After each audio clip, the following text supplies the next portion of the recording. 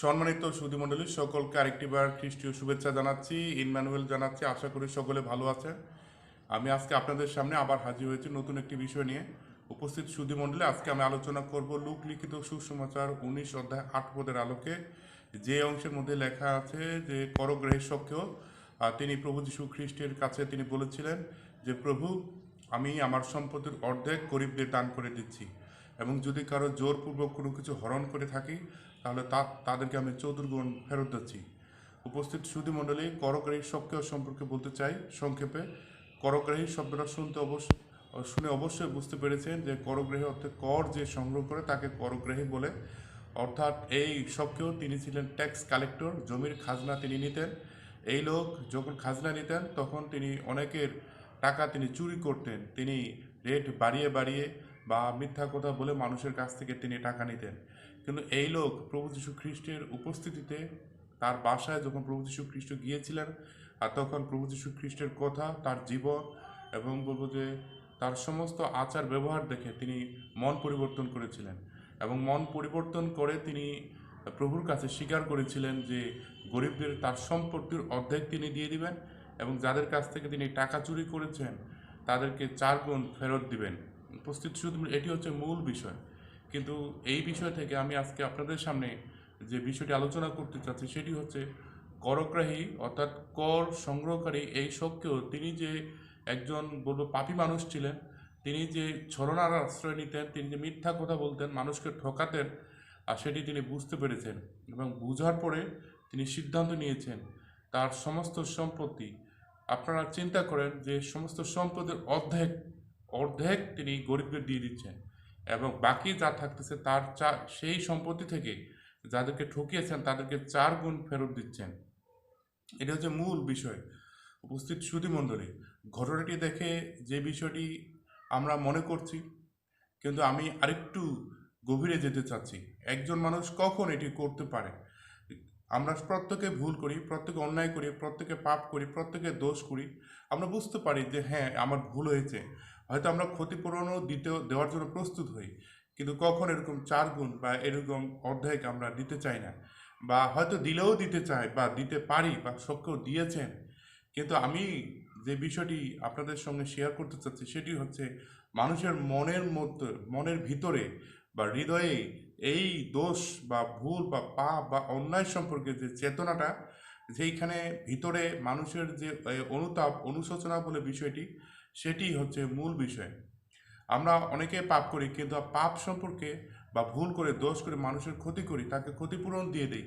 হ্যাঁ, ক্ষতিপূরণ দেওয়া এটি বড় বিষয় নয়, কিন্তু বিষয় হচ্ছে মনের মধ্যে আমি যে ভুলটা করেছি, অন্যায় করেছি, দোষ করেছি, সেটার সম্পর্কে উপলব্ধি করা, এবং এই বিষয়টা নিয়ে হৃদয়ের মধ্যে একটা কষ্ট অনুভব করা, এবং এটাকে এমনভাবে অনুভব করা যেটা দ্বারা আমি প্রকাশ করব বা আমরা প্রকাশ করতে পারবো যে সত্যি এটা আমার ভুল হয়েছে। উপস্থিত সুধীমণ্ডলী, যখন এটা একজন মানুষ সত্যি সত্যি উপলব্ধি করতে পারে, আর তখন সে কিন্তু এর প্রতিদান দিতে চায়। কিন্তু দুঃখের বিষয় হচ্ছে কি জানেন, যে আমরা মানুষের ক্ষতি করি বা মানুষের বলবো যে এইভাবে শখের মতো মানুষকে ঠকাই বা আমরা অন্যায় করি, কিন্তু বিষয় হচ্ছে অন্যায়ের ক্ষতিপূরণ আমরা দেই, কিন্তু ক্ষতিপূরণ দিলেই কি সব কিছু ক্ষতিপূরণ হয়ে যায়? একটি বিষয়ে আমাদের মনে রাখা উচিত, আমরা দোষ করি, ভুল করি, অন্যায় করি, যা কিছু করি না কেন, মানুষকে গালাগালিজ দেই বা মানুষের সঙ্গে আমরা অনেক সময় অপ্রীতিকর ঘটনায় যুক্ত হয়ে যাই, এটি একটি ঘটনা। আমরা মনে করি এটি উপলব্ধি করা পর্যন্ত শেষ, এটি বোঝা পর্যন্ত শেষ, বা এর জন্য ক্ষতিপূরণ দেওয়া পর্যন্ত শেষ।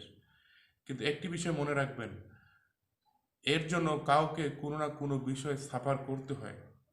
ধরেন আমি একজনের একটা হাত কেটে ফেললাম রাগের মাথায়, আমি রাগান্বিত হয়ে এটা করলাম, প্রচণ্ড রেগে গিয়ে এই কাজটা আমি করলাম, এবং পরে যখন বুঝতে পারলাম যে এটা আমার ভুল হয়ে গেছে, এটা আমি ভুল করেছি, তখন কি হলো, হয়তো আমার 5 বছর সাজা হলো, অথবা এর জন্য আমাকে ক্ষতিপূরণ দিতে হলো। ভালো কথা, ক্ষতিপূরণ দেওয়া পর্যন্ত কি শেষ? 5 বছর সাজা কাটা পর্যন্ত কিন্তু এই পর্যন্তই কি শেষ? আপনারা একবার চিন্তা করে দেখেন, যে লোকটার হাত কেটে নেওয়া হয়েছে, তার হাত কি আর কোনো দিন আমরা ফেরত দিতে পারবো? শুধু হাত কাটা নয়, হাত ফেরত দেওয়া নয়, কিন্তু এই ঘটনার দ্বারা তার মনের মধ্যে যে একটা কষ্ট, একটা ব্যথা, একটা দুঃখ তৈরি হয়েছে, সেটা কি আমরা সমাধান করতে পারবো? একজন মানুষকে যখন আমি গালাগালিজ দিই, গালাগালিজ দেওয়ার পর যখন বুঝতে পারি এবং তার কাছে ক্ষমা চাই, ক্ষমা চাওয়া পর্যন্ত কি শেষ? সরি বলা পর্যন্ত কি শেষ? সেই লোকটার মনের ভিতরে, তার মনের যে কষ্টটা, সেটা কি আমরা উপলব্ধি করতে পারছি? এবং এর পরিমাণ কত গভীর এবং এর ওজন কত বেশি, এটি হচ্ছে মূল বিষয়।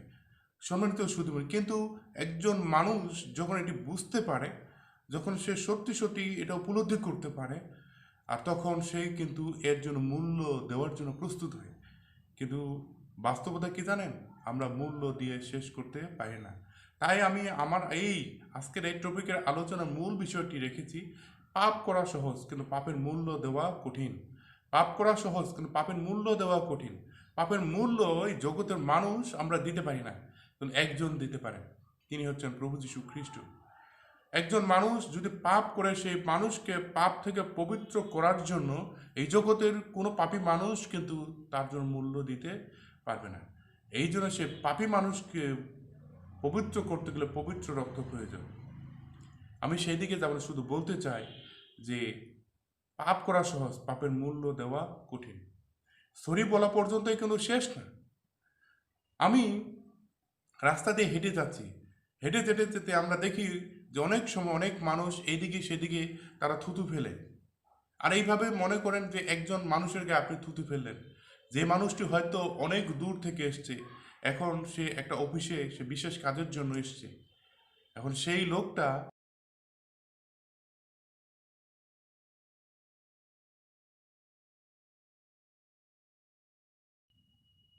সম্মানিত দর্শক শ্রোতাবৃন্দ, একজন মানুষের গায়ে আমি থুতু ফেললাম বা থুতু দিলাম বা একটি কেউ করলো, সেই লোকটার পক্ষে কি আবার বাসায় গিয়ে কাপড় পরিবর্তন করে আসা সম্ভব?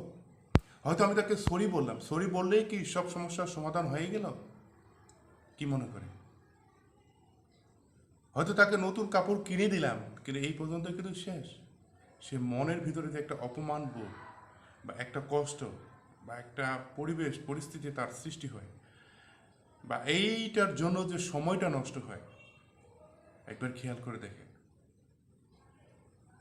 তাহলে এই জগতের মানুষ আমরা যে পাপ করি, এই পাপের মূল্য দেওয়া আমাদের পক্ষে সম্ভব না, আমরা এটা দিতে পারি না। পাপী মানুষকে উদ্ধার করার জন্য পাপী মানুষ আমরা মূল্য দিতে পারি না। এই জন্য আমার আজকের আলোচনার মূল বিষয় দিয়েছি, পাপ করা সহজ, পাপের মূল্য দেওয়া কঠিন। সম্মানিত সুধী মণ্ডলী, আমরা প্রতিনিয়ত কত পাপ করছি, প্রতিনিয়ত মিথ্যা কথা বলছি, প্রতিনিয়ত মানুষকে ঠকাচ্ছি, প্রতিনিয়ত অনেক অন্যের সঙ্গে ছলনার আশ্রয় নিচ্ছি। আমরা এটা গুরুত্বই দিই না যে পাপ করা সহজ কিন্তু পাপের মূল্য দেওয়া খুব কঠিন। অনেক মানুষ পরকীয় সম্পর্কে যুক্ত হয়ে যান, অনেক মানুষ বলবো যে এমন অবৈধ সম্পর্কের সঙ্গে যুক্ত হন, কিন্তু আপনি যে কাজটি করছেন, এই কাজটির জন্য যে মূল্য দিতে হবে, সেটি কি আপনি দেওয়ার জন্য প্রস্তুত আছে? এবং আমি যে বিষয়টি বলছি সেটি হচ্ছে, এই মূল্য আমরা দিতে পারি না।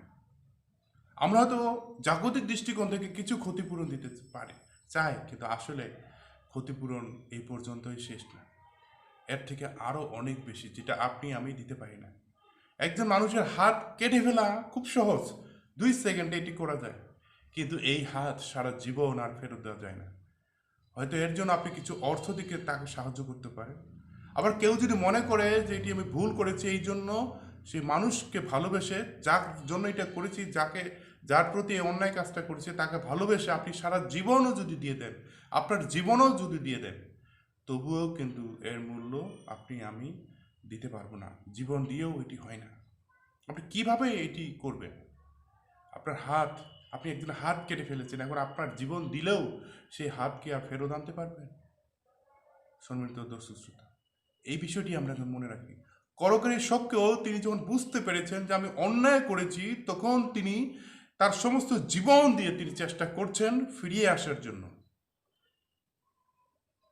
আমরা পাপ করি, কিন্তু পাপ সম্পর্কে করকারী শখকের মতো আমরা কিন্তু অনুতপ্ত হতে পায় না, হতে চায় না। কিন্তু শক্যর মতো অনুতপ্ত হতে হবে। আমরা যে ভুল করছি, ভুল সম্পর্কে লজ্জিত হতে হবে এবং শক্যর মতো এইরকম মানসিকতা তৈরি করতে হবে যে প্রভু, আমি ভুল করেছি এবং এই ভুলের মাসুল আমি যে কোনো মূল্যে দেওয়ার জন্য প্রস্তুত আছি। আর যখন মানুষ এটি করতে পারে তখন সে নিজেকে শূন্যের জায়গায় নিয়ে আসে। আজকে প্রত্যেকটা মানুষের উদ্দেশ্যে আমার এই বাক্য যে আমরা পাপী এবং এমন পাপের সঙ্গে আমরা যুক্ত হয়ে গেছি যে এখন আমাদের মধ্যে আর অহংকার, বড়াই, গর্ব করার কোনো সুযোগ নেই। সবকেও তিনি নিজেকে একেবারে জিরোর জায়গায় নিয়ে এসছেন, শূন্যের জায়গায় নিয়ে এসছেন, যার কারণে তিনি কিন্তু তার সমস্ত সম্পত্তি তিনি পেরেছেন, দিয়ে দিয়েছেন। অর্ধেক গরিবদের দিয়েছেন, বাকি যা ছিল তা চতুর্গুণ অনুসারে তিনি অন্যদেরকে ফেরত দেওয়ার জন্য প্রতিজ্ঞাবদ্ধ হয়েছেন। তাহলে তার কি থাকলো? তার নিজের কি থাকলো? সমস্ত সম্পত্তি যদি দিয়ে দেয় তাহলে তার কি থাকে? তার নিজের কিছু থাকে না। তিনি নিজেকে শূন্যের জায়গায়, তিনি মনে করেছেন যে আমি যা করেছি এটা কোনোভাবেই কোনো কিছু দিয়ে তুলনা করা যায় না, তাই আমি সমস্ত কিছুর বিনিময়ে আমি যিশুকে পেতে চাই এবং যিশুকে আজকে পেয়েছি। উপস্থিত সুধী মণ্ডলী, অনুতাপ, অনুশোচনা হচ্ছে নিজেকে একেবারে জিরোতে নিয়ে আসা, নিজের পাপ সম্পর্কে লজ্জিত হওয়া এবং এই পাপের মাসুল দেওয়ার জন্য নিজেকে শূন্যের জায়গায় নিয়ে আসা, একেবারে নত করে নিজেকে একটা জায়গায় নিয়ে আসা যেখানে আমি আর আমার মধ্যে থাকবো না, আমি একেবারে কিছু না, আমি যা করেছি প্রভু এটি ভুল করেছি, আমি এখন আমার মধ্যে তুমি আসো, তোমার অনুগ্রহ দরকার, তোমার ভালোবাসা দরকার, আমি তোমার কাছে আজকে এইভাবে দাঁড়িয়েছি। আর সক্রিয় যখন একেবারে এইভাবে আসলেন, শূন্য হয়ে আসলেন, সমস্ত জগৎকে তিনি একদিকে করে তিনি প্রভুকে একদিকে করলেন। আর তখন প্রভু তাকে আশীর্বাদ করলেন, বললেন, অদ্বৈ এই গৃহে পরিত্রাণ উপস্থিত হইল। সম্মানিত দর্শক শ্রোতা মণ্ডলী, পাপ থেকে উদ্ধারের এটি হচ্ছে একটি মাধ্যম বা এই একটি বিষয় যে আমি যে পাপী, পাপ সম্পর্কে আমাকে অনুতপ্ত হতে হবে, আমার ভিতরে একটা অনুশোচনা আসবে এবং এটা এমন পর্যায়ে আমাকে নিয়ে যাবে যে যেখানে আমি আমার সব কিছুর বিনিময়ে আমি প্রভুকে পেতে চাব। আমি যে পাপী এই সম্পর্কে আমার একটা ভীষণ লজ্জা আসবে, এর জন্য মূল্য দেওয়ার জন্য আমি একবার নিজেকে শূন্য করতে পারবো। একজন লোককে আমি যদি অন্যায়ভাবে গালিগালাজ করি, তাকে যদি আমি তার গায়ে হাত তুলে, তাহলে সেই লোকটার কাছে গিয়ে এইভাবে আমাদেরকে নত হতে হবে। যদিও এই রক্তের মধ্য দিয়ে আমরা এই পাপের মূল্য দিতে পারি না, কিন্তু নিজেদেরকে প্রস্তুত করতে হবে একটা জায়গায় গিয়ে। উপস্থিত সুধী মণ্ডলী, প্রত্যেকে পাপ করি, কিন্তু কয়জন মানুষ এইভাবে নিজেদেরকে চিন্তা করি যে আমি যে পাপ করলাম, দোষ করলাম, ত্রুটি করলাম, ভুল করলাম, এই জন্য আমি মূল্য দিয়ে শেষ করতে পারি না বা আমার মূল্য দেওয়ার যোগ্যতা নেই। আমি আমার জীবনের সমস্ত সম্পদ, ধন এবং আমার জীবনও যদি তাকে দিয়ে দেই, তবুও এটার তুলনা হবে না, কারণ যে কষ্টটা দিয়েছি সেটা তাকে আর ফেরত এনে দিতে পারবো না। তাহলে আমাকে নিজেকে কোন জায়গায় নামিয়ে আনতে হবে, কোন জায়গায় নিয়ে যেতে হবে, আমি কোন অবস্থানের মধ্যে আছি, জীবনে কত মানুষের প্রতি এমন অসৎ আচরণ করেছি, কত মানুষকে দুঃখ দিয়েছি, কষ্ট দিয়েছি, ব্যথা দিয়েছি, সেই বিষয়ে আজকে আমাদেরকে চিন্তা করতে হবে। আজকে আমরা একটু পিছন ফিরে তাকায় দেখি কত মানুষের সঙ্গে আমরা এমনভাবে অসৎ আচরণ করেছি, কত জনের কাছে আমরা খারাপ ব্যবহার করেছি, কতজনকে দুঃখ দিয়েছি এবং কষ্ট দিয়েছি। আমাদের কষ্টের কারণে কত মানুষ তার হৃদয়ের মধ্যে একটা ভার বহন করছে, একটা কষ্ট, যন্ত্রণা বহন করছে। সম্মানিত সুধী মণ্ডলী, সেই দিকে তাকায় আমরা কত সহজে মানুষের হৃদয়ে আমরা ভেঙে ফেলছি, কত মানুষকে দুঃখের যন্ত্রণায় জর্জরিত করছি, কতজনের হৃদয়কে খান খান করছি। শুধু তাই না, এই করতে করতে আমরা নিজেরা নিজেদেরকে কোন অবস্থানে নিয়ে যাচ্ছি। আজকে আপনার কাছে এর মূল্য যদি চাওয়া হয় আপনি দিতে পারবেন, আমার কাছে চাওয়া হলে আমি দিতে পারবো না। কিন্তু আমাদের কাছে আজকে এই সক্রিয় জীবন থেকে শিক্ষণীয় বিষয় হচ্ছে যে আমরা যেন আমাদের নিজেদের সমস্ত কিছু দেবার জন্য প্রস্তুত হই, নিজেকে পাপী বলে মনে করি এবং বুঝি যে প্রভু, হ্যাঁ আমি পাপী, আমি পাপ করেছি, আমার মধ্যে এই পাপ রয়েছে, এখান থেকে আমি মুক্তি চাই, আমি মানুষের সঙ্গে যা করেছি আজকে সেখান থেকে ফেরত আসতে চাই। আমি আমার সব কিছু, জগতের সমস্ত কিছু দিয়ে হলেও এর মূল্য পরিশোধ করতে চাই। যদি আমি করতে পারি না, কিন্তু সেই আগ্রহটা যেন তৈরি হয়, মনের মধ্যে তীব্র যন্ত্রণা যেন তৈরি হয়। হ্যাঁ প্রভু, আমি পাপী, আর সত্যি আমি পাপ করেছি। আমি মানুষকে ঠকিয়েছি, মানুষের সঙ্গে খারাপ ব্যবহার করেছি, আচরণ করেছি। আজকে তোমার কাছে ফিরে আসতে চাই। তুমি আমাকে অনুগ্রহ করো, দয়া করো, অনুতপ্ত হও। যদি এইভাবে শোকের মতো ফিরে আসতে পারি, তাহলে প্রভু অদ্বয়ে এই গৃহে পরিত্রাণ উপস্থিত হলো। উপস্থিত সুধীমণ্ডলী, আসুন আমরা প্রত্যেকে পাপ থেকে ফিরি। পাপ করা সহজ, পাপের মূল্য দেওয়া কঠিন। পাপ করা সহজ, পাপের মূল্য দেওয়া কঠিন।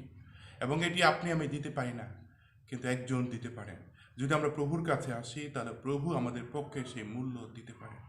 সকলে ভালো থাকবেন এবং পাপ থেকে আমরা নিজেদেরকে রক্ষা করার চেষ্টা করব। আমরা আর যেন পাপ পথে পা না বাড়াই। প্রভু আমাদেরকে আশীর্বাদ করুন। সকলকে ইনমান।